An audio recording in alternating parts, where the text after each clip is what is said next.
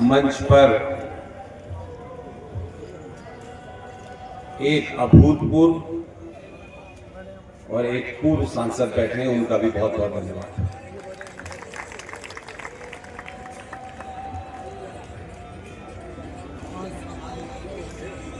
साध्वी जी के बाद बोलना आसान काम नहीं है।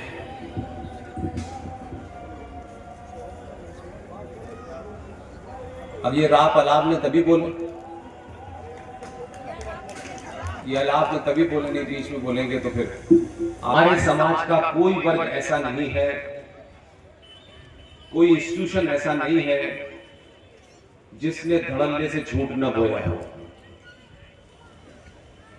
सनातनी हिंदू समाज की ये स्थिति किसी शत्रु ने नहीं की है, आपके अपने हिंदुओं के गली गली मोहल्ले मोहल्ले ठेकेदारों ने की है।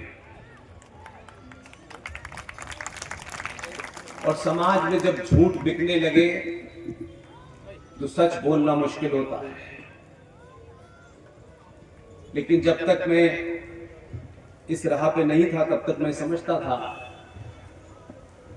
कि पता नहीं लोग ऐसी बातों को सुनेंगे कि नहीं सुनेंगे,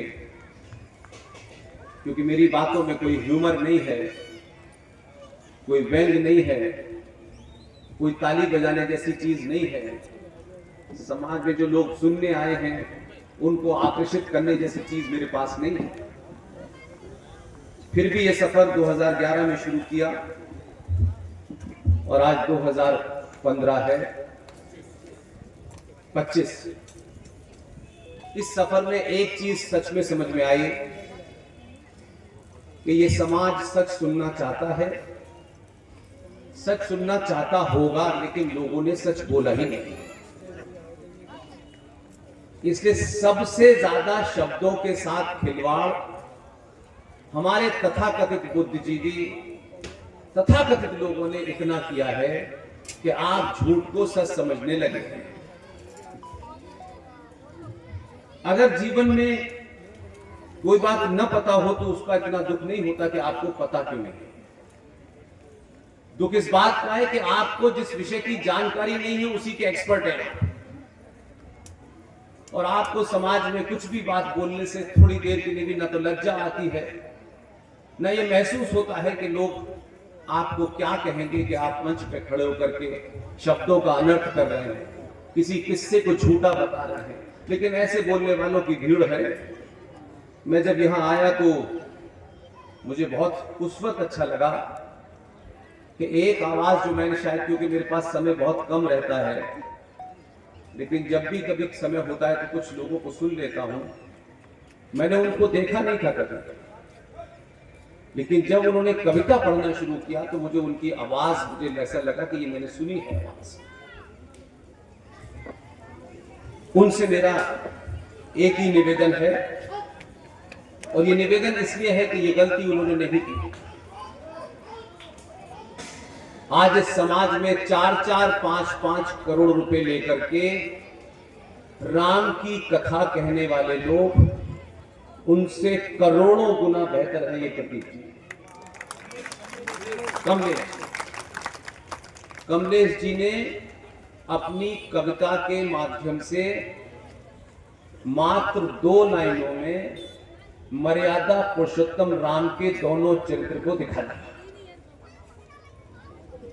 4 करोड़ रुपए लेकर के कथा बांचने वाले भगवान राम की आधी कथा अपने स्वार्थों से बताते हैं कि समाज भावुक हो, तालियां बजाए, और जो जहां से राम का पुरुषार्थ था, जहां से उस कविता को सुनकर के, उस प्रसंग को सुनकर के सनातनी हिंदू समाज का पुरताश जाग जाता, उस कथा को 4 करोड़ रुपए लेकर के लोग नहीं बताते, क्योंकि फिर कथा में कोई आएगा नहीं।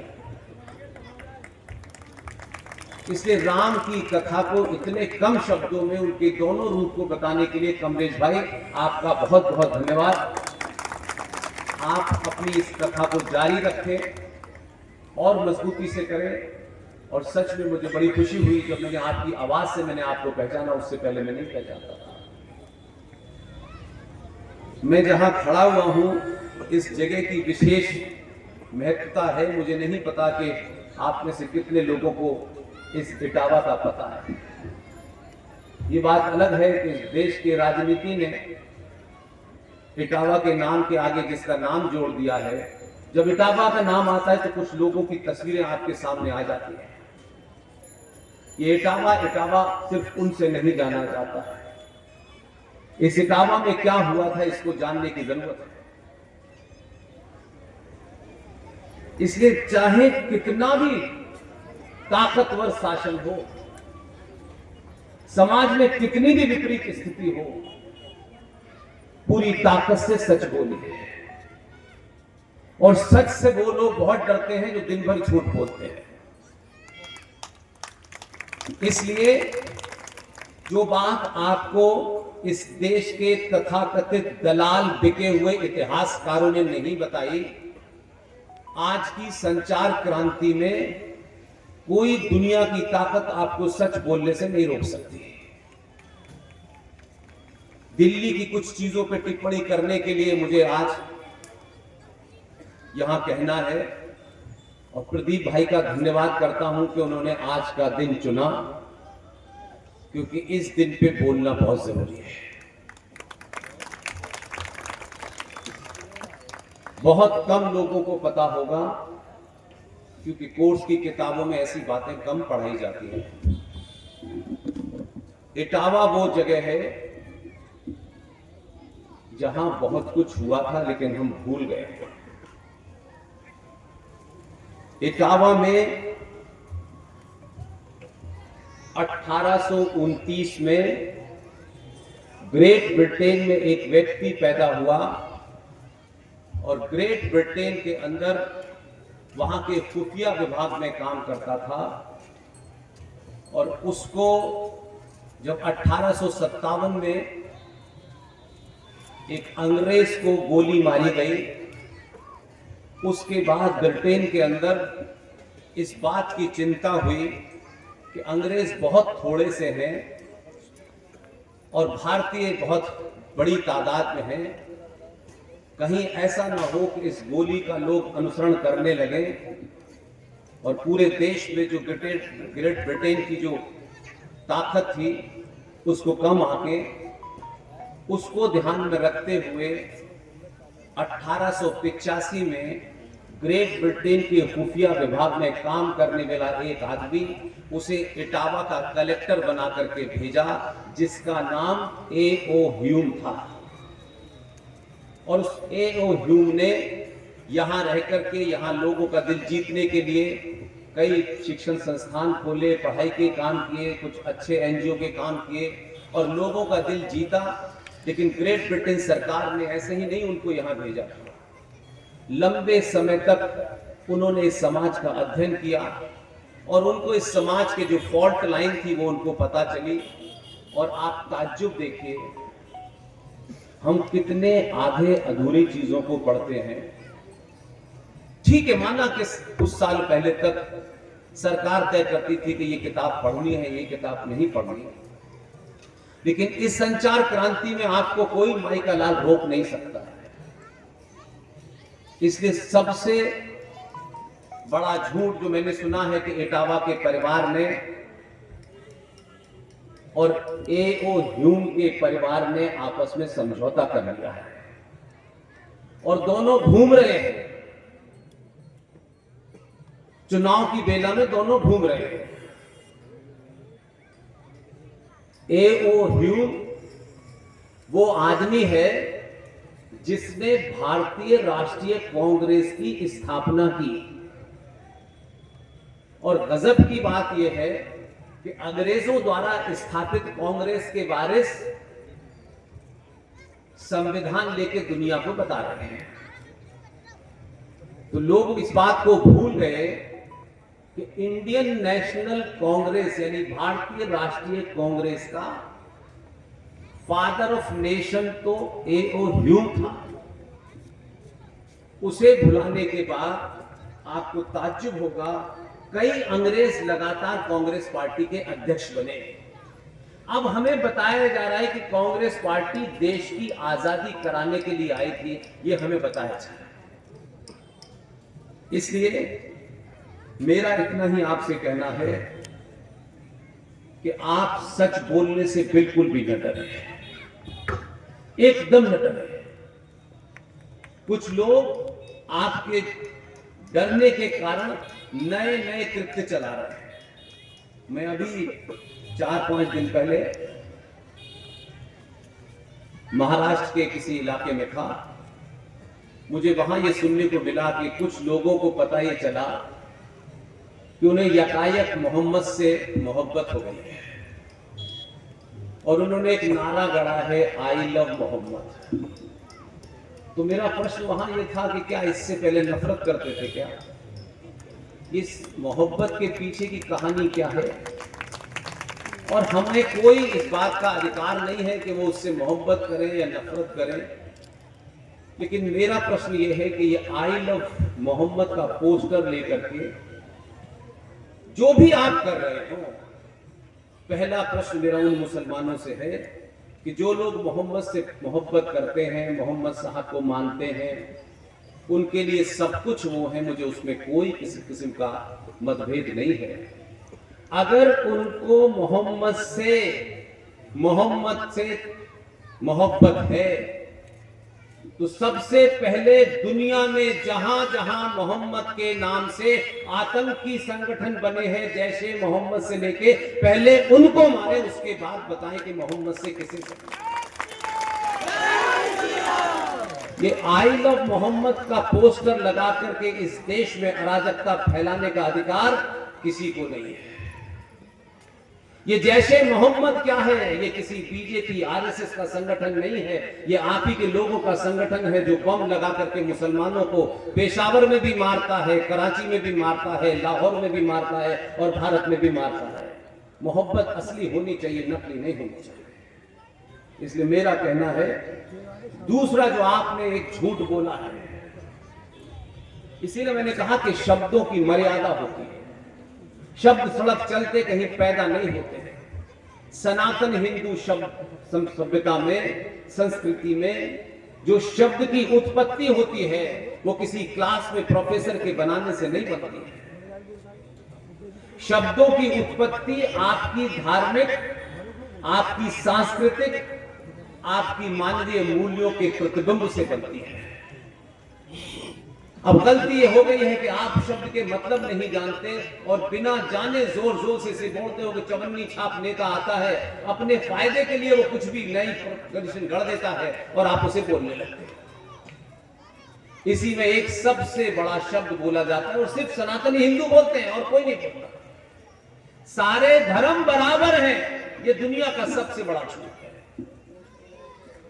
इस संसार, इस ब्रह्मांड की उत्पत्ति से और जब तक ये ब्रह्मांड है, एक ही धर्म था, एक ही धर्म है, एक ही रहेगा और उसे सनातन कहते हैं। हमारे संस्कारों में, हमारी आस्थाओं में धर्म शब्द का अनुवाद मजहब नहीं होता, रिलीजन नहीं होता। हम जिन आस्थाओं से निकल के आए हैं, मैंने कहा कि शब्द की उत्पत्ति आपकी आस्थाओं से होती है। धर्म शब्द का अर्थ होता है आपका कर्तव्य। एक पिता का धर्म क्या है, एक माँ का धर्म क्या है, एक राजा का धर्म क्या है, उस कर्तव्य को हम धर्म कहते हैं। धर्म मजहब के बराबर नहीं है, रिलीजन के बराबर नहीं है। इसलिए शब्दों का चयन ध्यान से कीजिए। ऐसे ही एक शब्द का इस्तेमाल आप लोग बहुत करते हैं और हमारी संस्कृति का शब्द है, किसी डिक्शनरी का शब्द नहीं है। ऐसा नहीं था कि कुछ अंग्रेज यहां आ गए थे उसके बाद हमें ज्ञान बांट गए थे। एक शब्द है, उस शब्द की मर्यादा है, वो शब्द कैसे बना उसके पीछे पूरा एक सिस्टम खड़ा है। इसलिए आए बाएं शब्दों के बोलने से लोग आपको हल्का मान लेते हैं। एक शब्द है युद्ध। युद्ध शब्द जहां से निकला उसकी सीमाएं हैं, उसके कुछ नियम हैं। हम महाभारत के युद्ध की बात करते हैं, राम के जमाने जो भी युद्ध हुए उनकी बात करते हैं। सिर्फ इस धरती पे एक ही शब्द है, युद्ध। जिस युद्ध के साथ में एक शब्द लगा हुआ है, युद्ध विराम।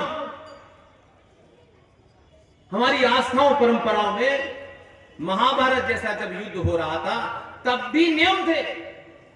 सामने वाला हमसे युद्ध कर रहा था तब भी नियम थे। वो शत्रु था तब भी नियम थे कि सुबह सूर्य के निकलने के समय बिगुल बजेगा, दोनों तरफ की सेनाएं अपनी तैयारी करेंगी और युद्ध एक दूसरे के खिलाफ लड़ा जाएगा और सूर्यास्त शाम को होगा, युद्ध रोक दिया जाएगा। उधर के सैनिक उधर चले जाएंगे, इधर के सैनिक इधर चले जाएंगे, लेकिन इधर के वैद्य, इधर के डॉक्टर दूसरे के कैंप में जाकर के उनकी भी मरहम पट्टी करेंगे। इसलिए युद्ध के नियम होते हैं। लेकिन जब आप तथाकथित भांडों द्वारा, फिल्मी भांडों द्वारा जो फिल्म के अंदर कोई शब्द बोल दिया जाता है और उसे आत्मसात कर लेते हैं और उसका फिर आप तुलनात्मक अध्ययन करते हैं कि युद्ध का मतलब जंग होता है। जंग हमारी संस्कृति का शब्द नहीं है, हमारी मर्यादाओं का शब्द नहीं है। युद्ध को जब आप जंग के समकक्ष खड़ा करते हैं तो आप गंदी नाली की तुलना समुद्र से करते हैं। उर्दू में जब जंग कहा जाता है तो उर्दू में यह भी साथ में कहा जाता है, जंग में इश्क और जंग में सब कुछ जायज है। जो लोग इस फिलॉसफी को मानते हैं, फिर वो लोग पहलगांव में 26 सनातनियों की आस्थाओं परंपराओं के चिन्ह देख करके गोली मारना भी जायज है। और सौरभ कालिया जो हमारे देश की सेना का एक सिपाही था, युद्ध लड़ते लड़ते वो उनकी तरफ रह गया जिसके यूएनओ के नियम तक नहीं माने। उस युद्ध में उस सौरभ कालिया की आंखें निकालना भी जायज है। और हम एक लंबे समय से युद्ध में ग्रस्त थे। हम सोचते थे कि 65 का युद्ध हो गया, 71 का युद्ध हो गया, और भारतीय सरकारों ने जो नीति बनाई वो शब्द तो पकड़ रहे लेकिन नीति के अंदर परिवर्तन नहीं किया, और हम वहीं अटके हुए हैं आज भी। 1971 का युद्ध हुआ, आप सब उस कहानी को पढ़ते हैं। उस 71 के युद्ध में भारतीय सेनाओं ने कोई 93,000 इस्लामिक रिपब्लिक ऑफ पाकिस्तान की सेना के सिपाहियों को पकड़ लिया, उनको सरेंडर कराया। लेकिन हमारे बैकग्राउंड में, हमारे अनकॉन्शियस माइंड में वो आदर्श आज भी है। हमने 93,000 फौजियों को 2 महीने तक रखा, एक भी फौजी के नाखून को हमने नहीं काटा और ससम्मान हमने उनको वापस कर दिया। हम 71 में लटके रहे, 65 में लटके रहे। हमने अपनी ये युद्ध नीति बनाई है, भारत की जो स्टेटेड पॉलिसी है सरकार की, क्योंकि हम 47 के बाद के भारत को देखते हैं, इसलिए हम इन चीजों में कंफ्यूज हैं। भारत 47 में पैदा नहीं हुआ भाई, ये हमारी मूर्खता है, हमारी अज्ञानता है, या ये हमारा कोई डर है कि हम आज के दिन बड़ी जोर जोर से बहुत सारी बातें कहते हैं, लेकिन एक बात मैं नहीं समझ पा रहा हूं। आज क्या तारीख है? 2 अक्टूबर। इस तारीख का बड़ा महत्व है, लेकिन सुई आपकी एक जगह अटक गई है। इसलिए समाज धीरे धीरे जब 2 रुपए किलो चावल और 1 महीने की बिजली फ्री में बंटता है तो आपकी बोली सरे चौराहे वो लगाते हैं जिनकी बोली लग चुकी है। 2 अक्टूबर को मैंने सुना है कि हमारे राष्ट्रपिता पैदा हुए थे। अब एक विरोधाभास है, यहां सन्यासी भी है, बहन प्रज्ञा जी भी हैं। अभी तक इस बात को उठना चाहिए था, सन्यासियों की तरफ से उठना चाहिए था, हमारे मठ मंदिरों से उठना चाहिए था, शंकराचार्यों से उठना चाहिए था, लेकिन हम सुनी सुनाई बातों को कितना आगे बढ़ाते हैं। अभी तक हम ये समझ ही नहीं पाए कि राष्ट्र क्या होता है और देश क्या होता है। देश एक भूमि के टुकड़े को कहते हैं और देश को चलाने के जितने भी संस्थान हैं सब तनख्वाह पे काम करते हैं। सेना हो, पुलिस हो, प्रधानमंत्री हो, एमपी हो, मंत्री हो, संतरी हो, जितने भी अंग हैं सबको तनख्वाह मिलती है, तब वो देश का काम करते हैं। राष्ट्र क्या होता है? राष्ट्र आपकी आस्थाओं से, परंपराओं से, सरोकारों से चलता है और राष्ट्र का अगर कोई पिता हो सकता है तो वेद व्यास हो सकता है और कोई भी हो सकता है। राष्ट्र 1947 में नहीं पैदा हुआ है, लेकिन क्या कंट्राडिक्शन है। राष्ट्र हजारों साल से है, पिताजी 47 में पैदा हुए, लेकिन आज 2 अक्टूबर है। मैं जिस परंपरा से आता हूं, जहां मैं पैदा हुआ हूं, वहां कड़वी बात कहने का फन आना चाहिए बिना अशब्द बोले हुए। इसलिए वो पिताजी हैं, 4 बार जी लगाओ उनके नाम पे आते हैं। लेकिन आज राष्ट्रपिता पैदा नहीं हुए। आज भारत में आज ही के दिन एक लाल पैदा हुआ था जिसका नाम था लाल बहादुर शास्त्री। और जब आप लाल बहादुर शास्त्री कहते हैं तो किसी पार्टी के बंधन से बाहर निकलिए। लाल बहादुर शास्त्री कितने गरीब थे इसकी कहानियां आपने सुनी होंगी। इसलिए गरीब होना से आपकी बुद्धि और आपकी ताकत और आपके सच का कोई लेना देना नहीं। उस छोटे से आदमी को बहुत छोटा सा समय मिला और उस छोटे से समय में उसने 65 में जो पाक जमीन है, जिसे बताते हैं कि अल्लाह ने बनाई है, क्योंकि उससे पहले अल्लाह ने कोई जमीन ही नहीं बनाई थी, उसको घर में घुस के तब मार चुके। हम अपने बहादुरों का न सम्मान करते हैं न समाज में उनके बारे में बात करते हैं। हमें कायर पसंद थे, इसलिए लगातार कायर ही आपको मिले। और छोटी सी घटना से मैं आपके अंदर वो भाव पैदा करना चाहता हूं कि आप ही तय करें। मैंने पहले ही साफ कर दिया है कि मैं किसी दल बल में मेरा कोई इंटरेस्ट नहीं है। अगर